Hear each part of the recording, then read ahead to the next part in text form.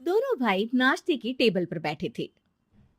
प्रियंका, मेरा नाश्ता कहाँ है? भाभी, मुझे भी ऑफिस के लिए लेट हो रहा है। इस पर प्रियंका किचन में से दोनों के नाश्ते की प्लेट्स लेकर बाहर आती है। लो भाई, आप दोनों का नाश्ता। किसी को भी 1 मिनट का सब्र नहीं है। ये प्रियंका का ससुराल है, जहाँ कोई औरत ना होने की वजह से शादी वाले दिन से ही घर के साथ दोनों भाइयों की जिम्मेदारियां प्रियंका संभाल लेती है।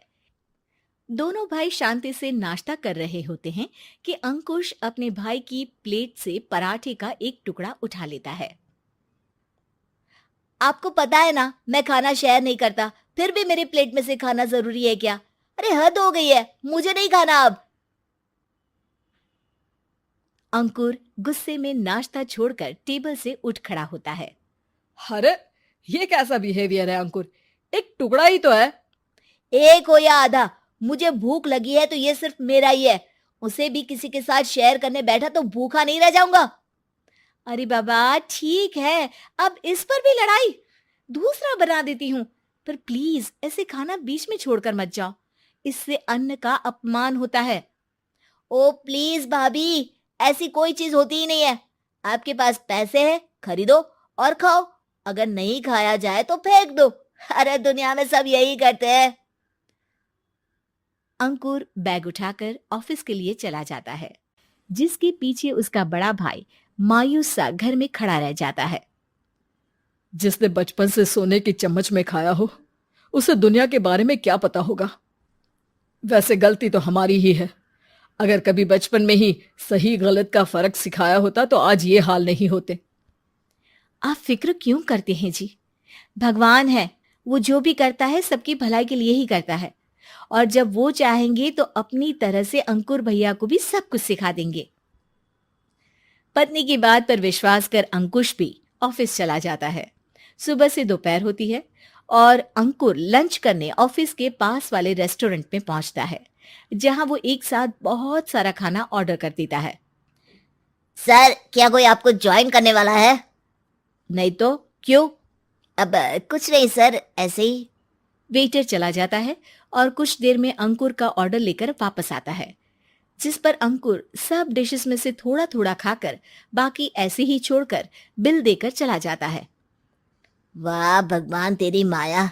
कहीं कोई एक एक टुकड़े के लिए तरसता रहता है और ये 5 लोगों का खाना ऑर्डर करके एक का भी पूरा नहीं खाते। पैसे वालों की माया। वेटर टेबल साफ कर बचा हुआ सारा खाना लेकर रेस्टोरेंट के पीछे घूम रहे बच्चों के पास पहुंच जाता है, जिसे देख बच्चों के चेहरे खिल उठते हैं। वाह, आज इतना सारा खाना आया। थैंक यू भैया। भगवान आपको खाने की फैक्ट्री बना दे। अगर ये फैक्ट्री मेरी होती तो तुम लोगों को कभी किसी का झूठा बचा हुआ खाना नहीं खाना पड़ता। चलो तुम लोग खाओ, पर ध्यान रखो किसी को पता ना चले, नहीं तो मेरी नौकरी चली जाएगी। इसी के साथ दिन बीतता है और रात को दोनों भाई एक साथ घर पहुंचते हैं। कुछ देर में सब डिनर करने बैठते हैं, जहां अंकुश अंकुर को समझाने की कोशिश करता है। अंकुर, अगर हमें लाइफ में सब कुछ मिला है, इसका ये मतलब नहीं कि तुम उसका गलत फायदा उठाओ, बल्कि तुम्हें उसकी मदद से दूसरों को भी मदद करनी चाहिए। भैया, जिनके पास नहीं है उनकी वजह मैं तो नहीं ना। और ऐसे बहुत लोग हैं जिनके पास सब कुछ है। इसलिए अगर मैं एक इंसान कुछ नहीं करूंगा तो कोई फर्क नहीं पड़ने वाला। तुम्हारे भैया बस एक चीज समझाना चाहते हैं कि जिस चीज की हमारे पास कमी नहीं है, उसे बर्बाद करने से अच्छा है कि लोगों के साथ शेयर करें। इससे हम सिर्फ सामान नहीं, खुशियां भी बांटते हैं, और इसमें तुम्हारा ज्यादा कुछ तो जाएगा नहीं। भैया भाभी की बात सुन अंकुर कुछ बोले बिना उठकर चला जाता है। इसी तरह दिन बीतते रहते हैं, जिसमें अंकुश और प्रियंका कोशिश तो बहुत करते हैं, पर अंकुर पर किसी भी चीज का कोई असर नहीं पड़ता। एक दोपहर अंकुर सैंडविच खाते हुए सड़क के किनारे चल रहा होता है। तभी उसकी नजर आइसक्रीम वाले पर पड़ती है और वो सैंडविच सड़क किनारे फेंक आइसक्रीम खरीदने पहुंच जाता है। अब इसे कहते हैं जिंदगी का सुख। जैसे ही अंकुर आइसक्रीम लेकर पीछे मुड़ता है तो एक आदमी को सड़क से वही सैंडविच उठाते हुए देखता है। वो आदमी बहुत कमजोर, गरीब, जैसे बहुत दिनों से खाना ना खाया हो वैसा लग रहा था।